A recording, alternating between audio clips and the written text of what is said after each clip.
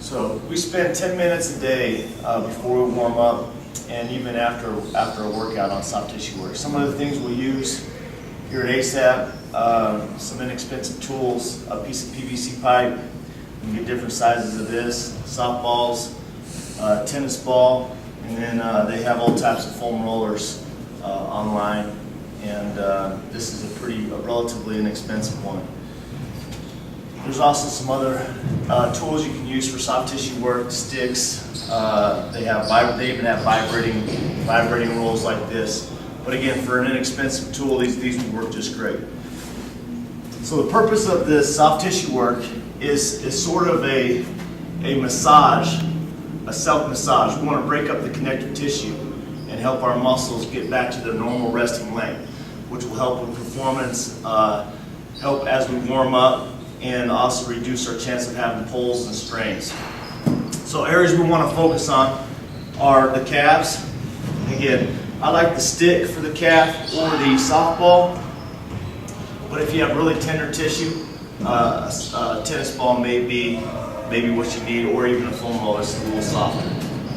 So we're going to spend a couple minutes every couple of inches, and we want to find, it's kind of a fishing expedition, we want to find that pain, that knot, that trigger point, whatever term you want to use. But we'll spend, again, about a minute an inch, work on that area. If there's no pain, kind of work our way up, one leg at a time or one calf at a time, and focus on that. The next area we want to focus on for athletes, okay, is our quads. Now you can start with the soft foam roll, work your way to the PVC pipe, then the softball on this. But you kind of want to work,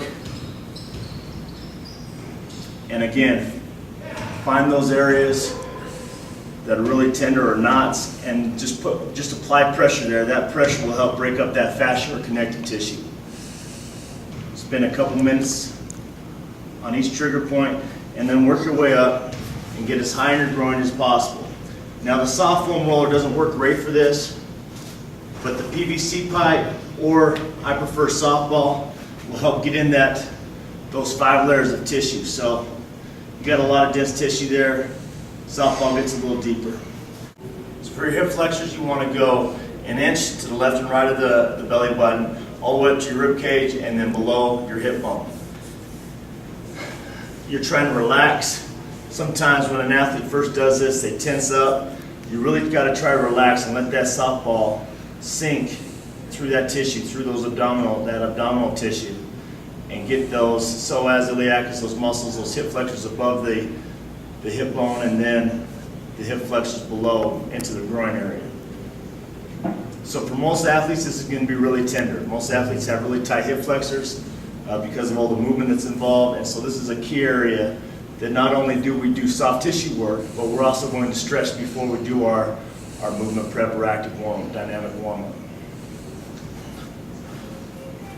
Okay, a couple of the other areas we'll spend time on are the glutes. I like to fold one leg over and spend the time on that side.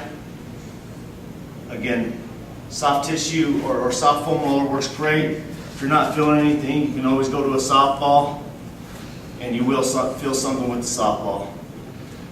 But find those areas of tenderness.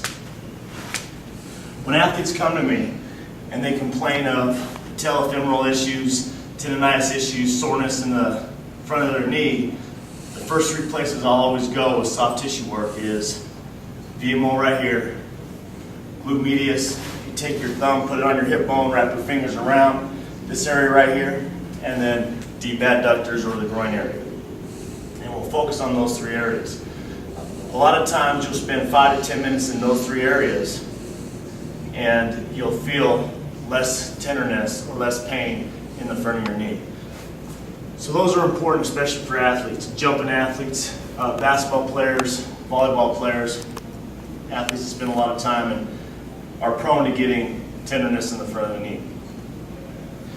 But after we do the glutes, I like to work the upper back.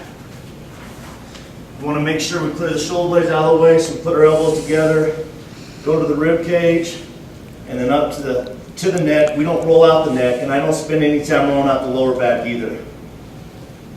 just the upper back or T-spine. So those are the areas of soft tissue work we focus on. Again, you want to spend about 10 minutes or the amount of time you have before the warm-up.